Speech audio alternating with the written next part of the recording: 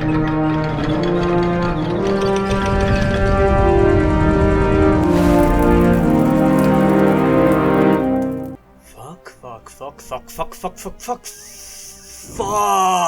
this episode.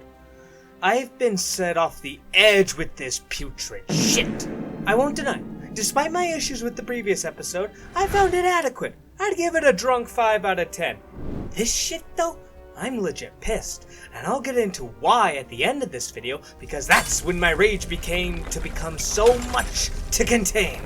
The first change I'll comment on is arguably more related to the previous episode than this one, but the rage is surprisingly peaceful. By the end of this episode, in regards to events in the books, Ormond Hightower, the guy who took a whiff of perfume in the previous episode, was actually being engaged by other Reach lords, specifically House Rohan and I believe House Caswell, though others might come up later. There's a rather popular house thanks to a Knight of the Seven Kingdoms with an affiliation with bees that might play a part, what with their liege lords being killed by the Greens.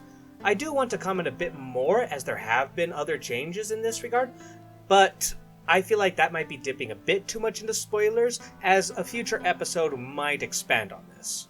But I will comment on it then.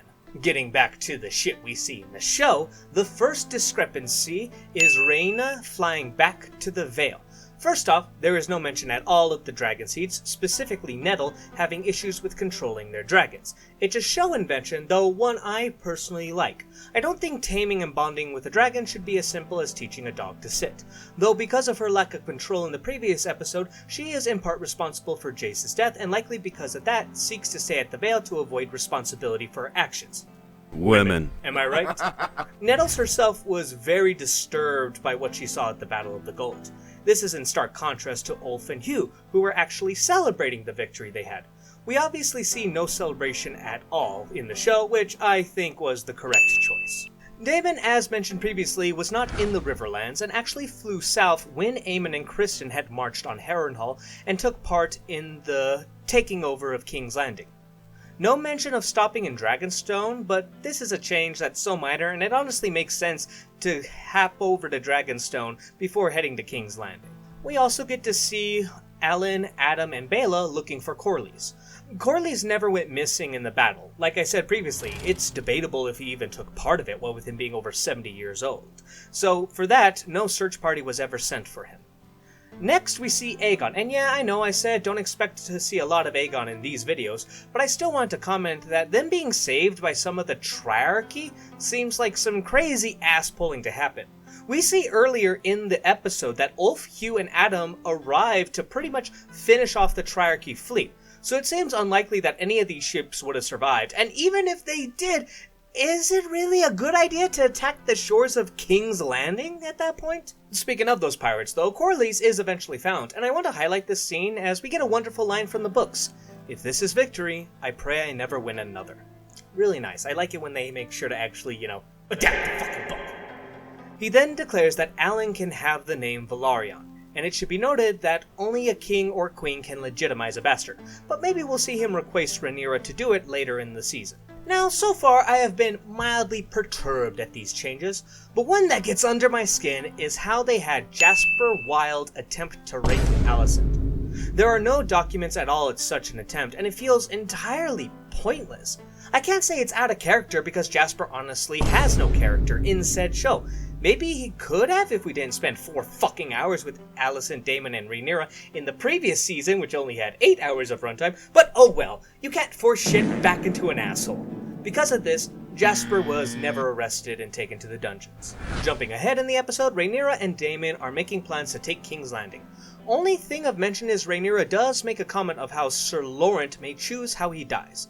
I'm assuming this means he will die off screen, so I'll say this is not how he meets his end. He actually dies after Rhaenyra takes King's Landing, defending her because the man never locked her in her room.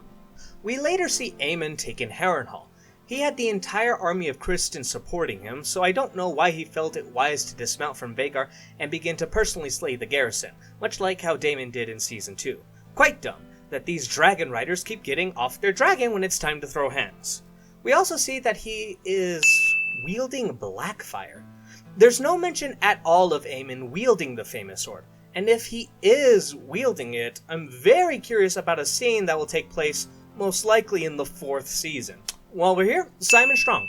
You see, in the book, Simon didn't really serve the blacks at all. He gave out the castle when Daemon showed up, but was taken to the prisons and pretty much a hostage. Criston lets him out, but Aemon, being pissed that Simon surrendered the castle so easily, as well as being really angry in general when he hears about King's Landing falling, challenges him to a duel and kills him easily. The rest of the Strongs at Harrenhal were put to death. And also, there's no mention of Aemon suffering a serious wound, and especially in such a fucking embarrassing manner. Now, we see Rhaenyra and Daemon, along with the Dragonseeds, take control of King's Landing. The city surrendered thanks to the Gold Cloak still being loyal to Daemon. It had nothing to do with Alicent being a traitorous bitch.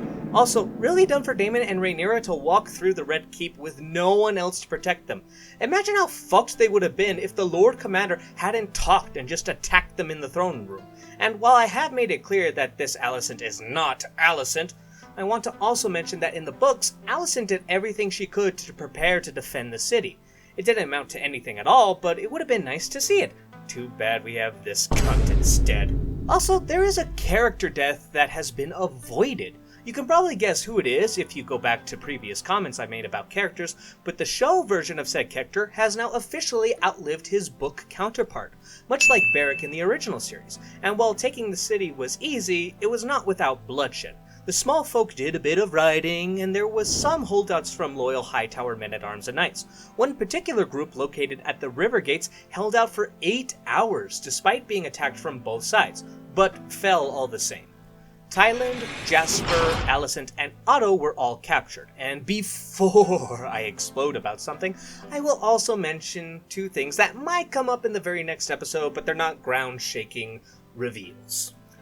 Tyland Lannister was in King's Landing, as I mentioned in previous episodes, and unlike Jasper and Otto, who were executed, Tyland was actually tortured, as it was thanks to his action that King's Landing had no money.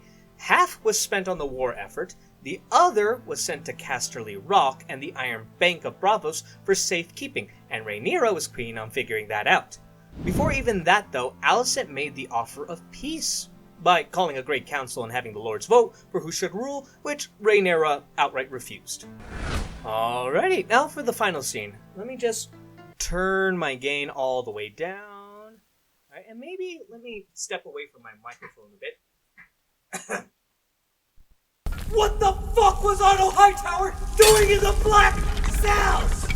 You're telling me the reason we were denied the best actor in the entire show for 6 full episodes is some bullshit situation of Laurie's playing both sides? No.